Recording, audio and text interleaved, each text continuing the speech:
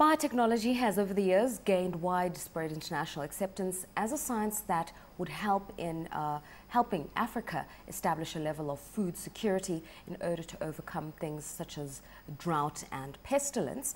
We're now joined by Dr. Rachel Shikwamba, who's going to talk to us about biotechnology. She's a specialist in genetics and plant breeding at the Council for Scientific and Industrial Research. Okay, this is quite a complicated one, and I want us to simplify the text because there's this huge agrarian drive for Africa, which is a net producer, and trying to find cost-effective best practices for getting agricultural products to market and to the people who need it the most. What are the pros and cons of biotechnology?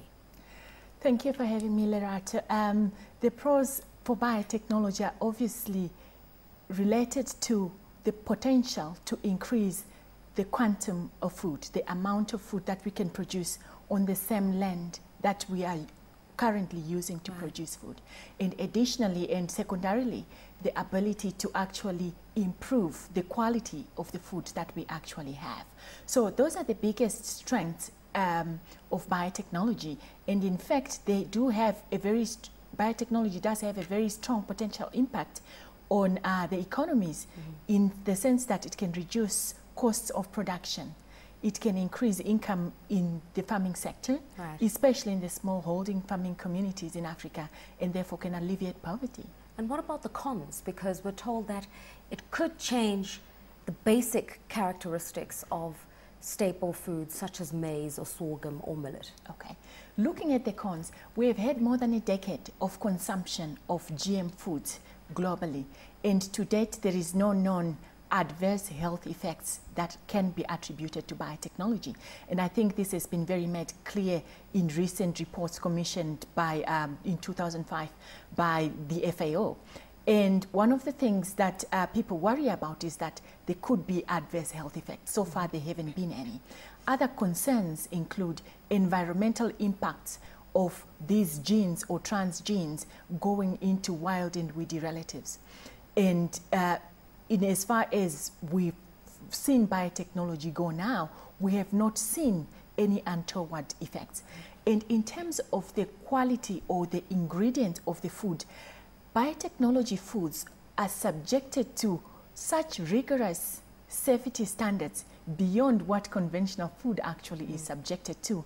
And so far there are not any indications that there is any untoward effects. Okay, are African farmers receptive to the idea of biotechnology? Because I know essentially it means that they change from using hybrid seed components in their farming to something else. Okay, well, I think that the farmers per se, when educated about the benefits, will adopt the technology readily. And cases in point obviously are things such as insect-resistant maize in South Africa and BT cotton, which is insect pest-resistant cotton in South Africa as well. So farmers necessarily would adopt these technologies if they were educated about them. And sorry, I just lost my train of thought there. But okay, I just wanted to know if farmers were receptive to the idea, and you're saying that if they were better educated, they would understand the benefits more. What are their superstitions? What are their sensitivities at the moment? Their sensitivities are basically based on the lack of knowledge to say, would these technologies harm them in the first place, which they wouldn't. At least, as I said, the decade of growing these crops has not done so.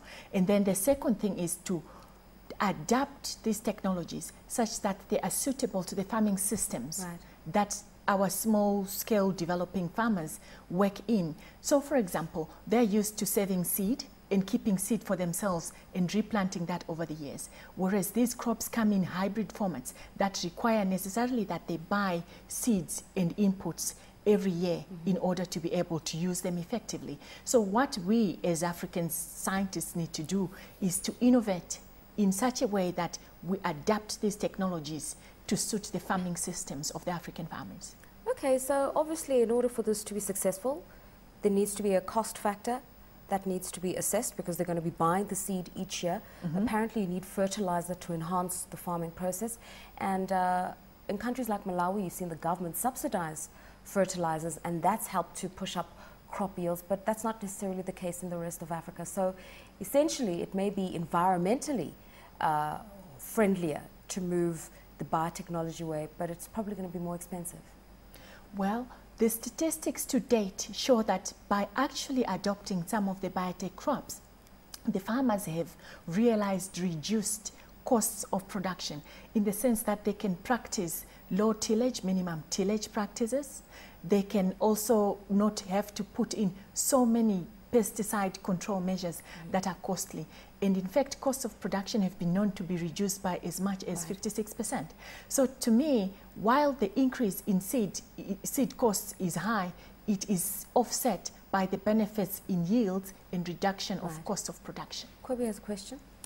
I mean, Rachel, it's really, really interesting. And I think this is a great story for Africa, because if you look at the whole situation around genetically modified crops and so on, I think the knock-on effect, or the other situation that you could be sitting in, is that you could ask the world if they want to starve.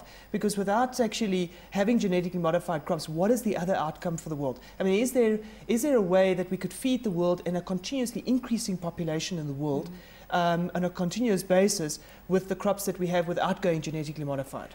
That's very pertinent you raise that point, Kobe, because when you look at the trends globally right now, we're having increasing populations, we're having increasingly arid crop production environments, and we cannot afford to continue to cut down forests in order to increase the surface area that we subject to agriculture. Therefore, what we need is to be able to enhance the productivity per hectare of the land that is currently in production right now. We need to also enhance the quality of the food that we're actually growing right now. And biotechnology seems to offer the tools that can assist us or aid us in doing this speedily and meeting the rapidly changing climate, rapidly increasing global populations. But Rachel, what about the response from African governments? A few years ago, when there was a drought in southern Africa, we saw donors coming in with maize products. That governments accused donors of dumping genetically modified foods that were not up to regulatory standards in the US, dumping them on Africans. So there is still the sensitivity around GM foods. Okay, there is indeed sensitivity around GM foods, but I would like to just note that in the US, they have been consuming genetically modified food for the past at least 10 years, almost more than that now. And if you look at it, this corn that they were offering as food aid is the same corn that they use for making high fructose corn syrup, the same corn that they use for making corn oil, and they consume that. So they're giving us something that they have consumed for more than 10 years without any negative effects.